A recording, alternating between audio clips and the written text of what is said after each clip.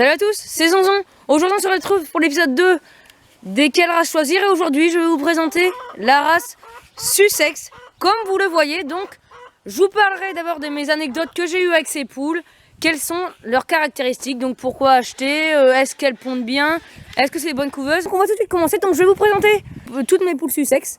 Donc j'en ai 3 là pour cette vidéo. Bon là ils se battent un petit peu parce que en fait normalement ils sont pas dans le même parc. Il y a celle-là qui a pas de nom, celle-là non plus. Et là-dedans il y a ma petite cracotte je crois qui est juste là. C'est vraiment la plus belle des Sussex. Je la trouve vraiment magnifique cette poule. Donc ces poules je les avais achetées, j'en avais beaucoup pendant un moment de poules Sussex. J'en avais une dizaine facile.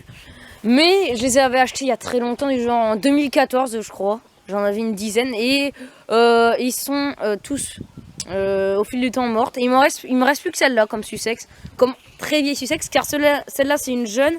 Et elle aussi, elle qui est employée Cracotte, c'est aussi une jeune de 2020. Donc voilà, il me reste plus que celle-là. Donc je les avais achetées sur un marché qui était très près de chez moi je crois. Les Sussex, je vais vous partager mon expérience. Donc moi à mon avis les Sussex c'est une très bonne pondeuse.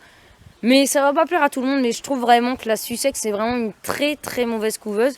Tout simplement parce que j'ai jamais eu de couvée avec toutes les Sussex que j'ai eu, alors que j'ai pu avoir des couvées avec d'autres poules que je m'attendais pas.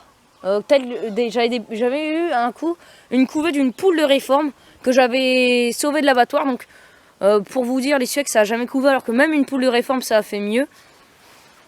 Donc je trouve que c'est vraiment une très mauvaise couveuse. Par contre il y a pas mal de chiens. Donc maintenant que je vous ai listé un petit peu mes anecdotes, les caractéristiques de la poule Sussex, je vous laisse tout de suite avec quelques plans. Et on se retrouve juste après pour le barème et pour voir déjà qui est premier entre la Connue et la Sussex. C'est parti.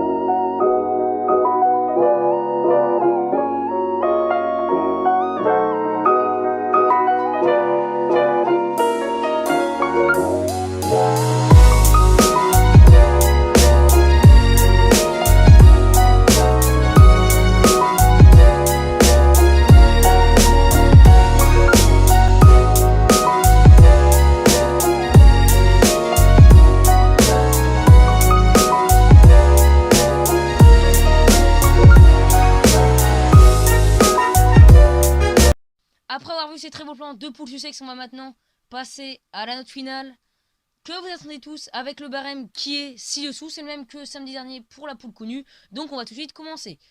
Pour le plumage et la beauté de la poule, je vais mettre la note de 2 sur 4. Car c'est vrai que sa collerette la met très bien en avant, ça la rend vraiment très belle. Mais le gros défaut c'est que son plumage blanc est trop banal. Il y a beaucoup de poules qui ont un plumage blanc. Donc la note de 2 sur 4 c'est vraiment pour couper la poire en deux. Ensuite pour le deuxième critère, je vais mettre la note de 1,5 sur 3. Parce que tout simplement, c'est que la poule Sussex est normalement censée devoir bien couver et bien pondre. Mais à mes yeux, elle n'en a que la moitié, c'est-à-dire qu'elle ne sait que bien pondre. Car je n'ai jamais vu, pour l'instant, une poule Sussex couver. Et pour le dernier critère, c'est vous qui voterez en bas de cette vidéo.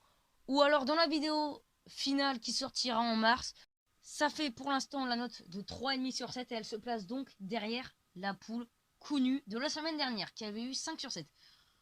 Donc c'était Zonzon, on se retrouve mercredi prochain pour la présentation d'une autre race de poule. Allez, bye tout le monde.